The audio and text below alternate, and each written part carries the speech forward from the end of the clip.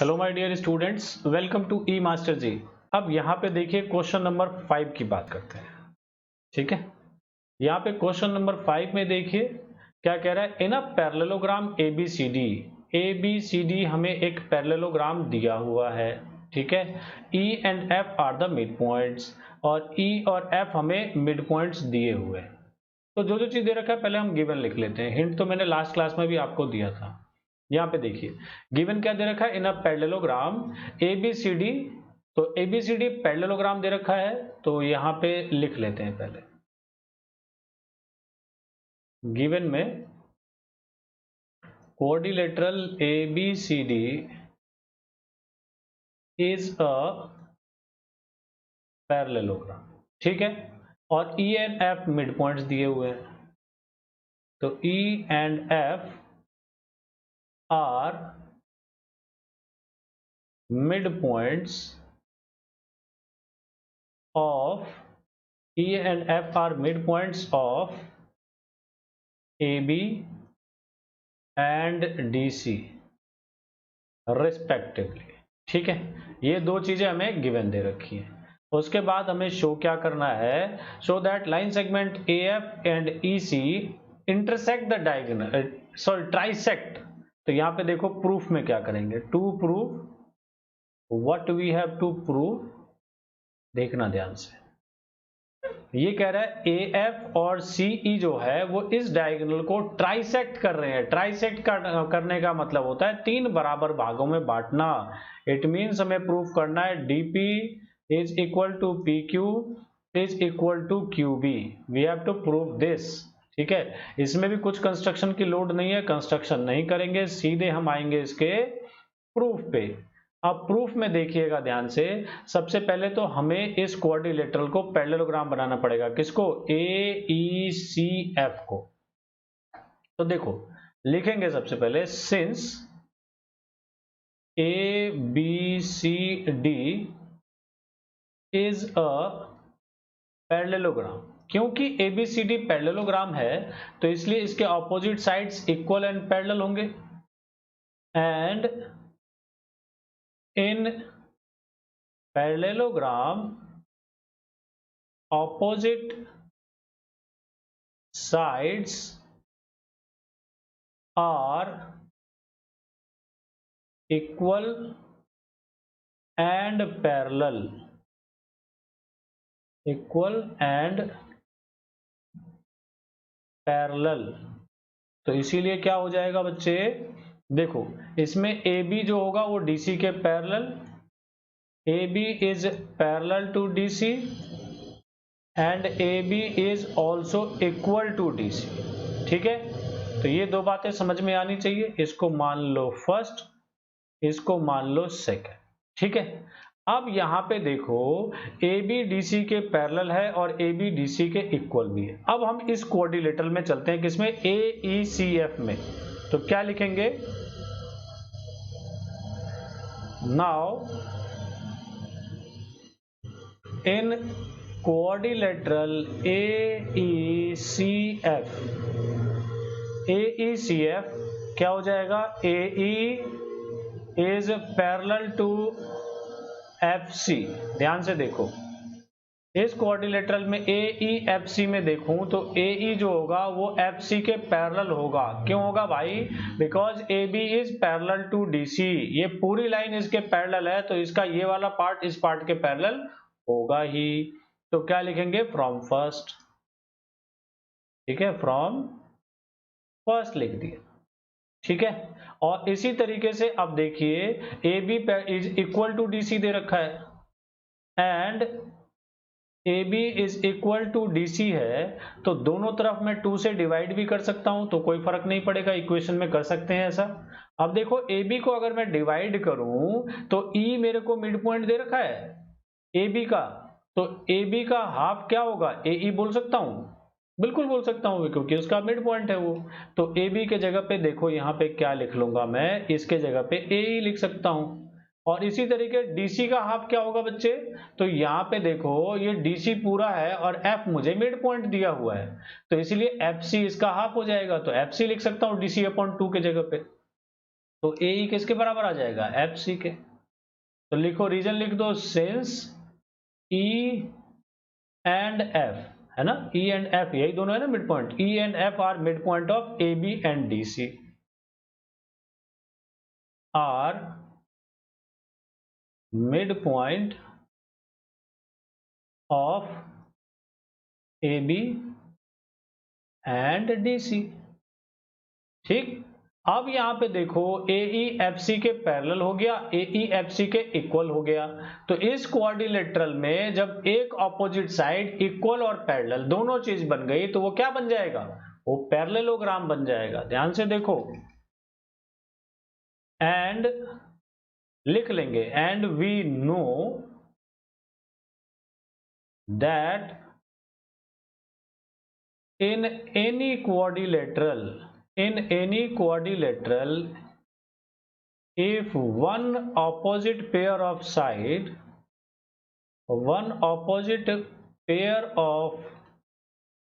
sides is equal and parallel, then it is a parallelogram। तो इससे क्या हो जाएगा, quadrilateral A E C F, देखो ये ए ई सी एफ की बात हो रही थी, इज अ पैरेललोग्राम।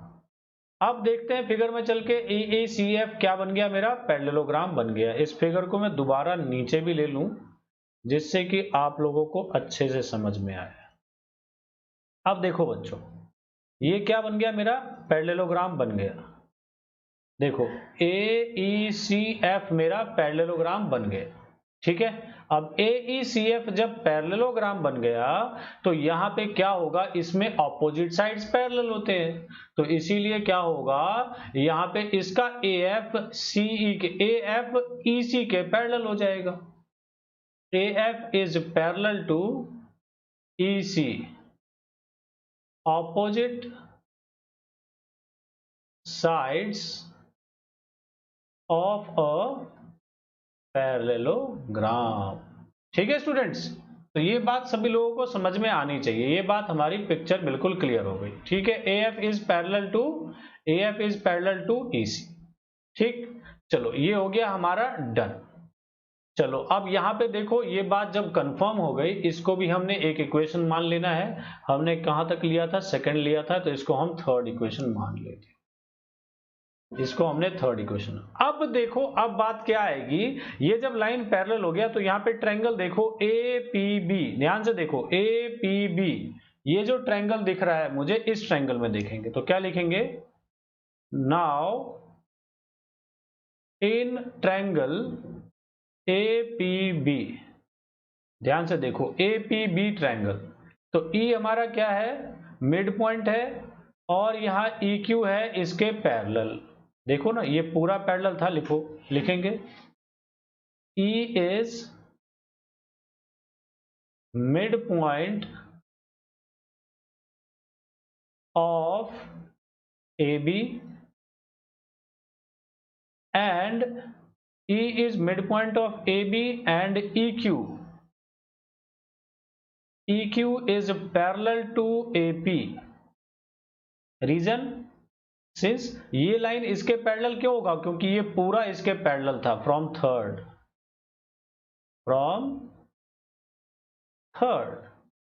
ठीक, अब देखो जब ये इसके मिड पॉइंट आ गया, ये लाइन इसके पैरेलल हो गई, तो converse of mid point theorem से ये भी क्या होगा, मिड पॉइंट होगा। इसीलिए by converse of mid point theorem, converse of mid point theorem क्या हो जाएगा बच्चे, ये जो हमारा Q होगा वो इसका APB का मिड पॉइंट होगा। Q is mid point of PB, और जब ये मिड पॉइंट आ गया तो PQ इज इक्वल होगा ना, PQ is equal to Q B हो जाएगा।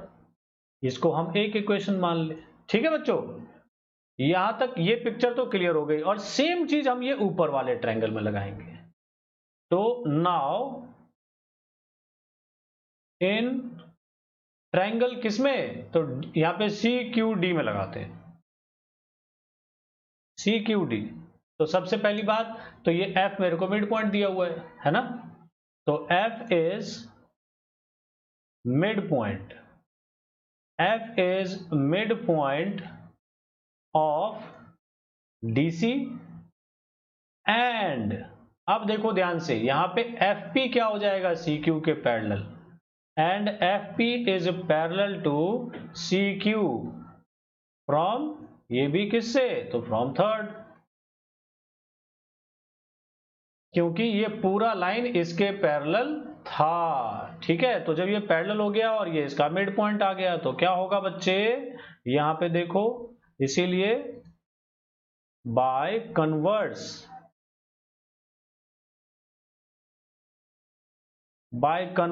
ऑफ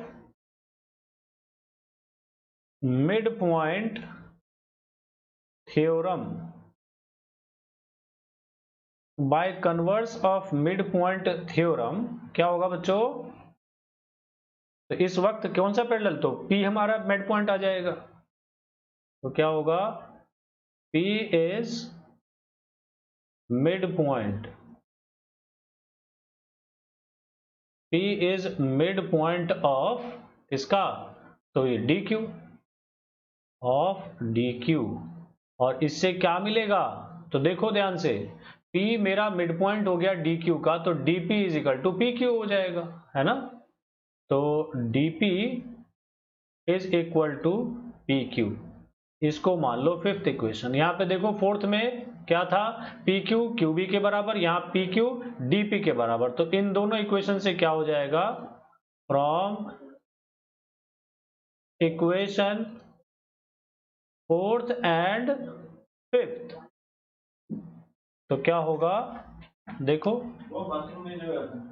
देखना ध्यान से, PQ is equal to QB होगा और यहाँ पे DP is equal to PQ, तो देखना ध्यान से क्या हो जाएगा, DP is equal to PQ is equal to QB।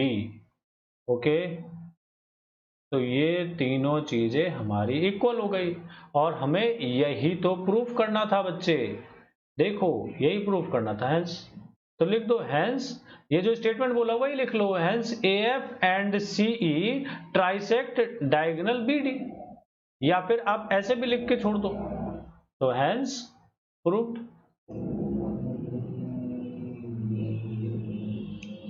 ठीक है स्टूडेंट्स, तो ये पिक्चर इस तरीके से था। आई होप कि सभी लोगों को ये बात क्लियर हुई होगी। ठीक है, समझ में आ रहा है ना सभी लोगों को,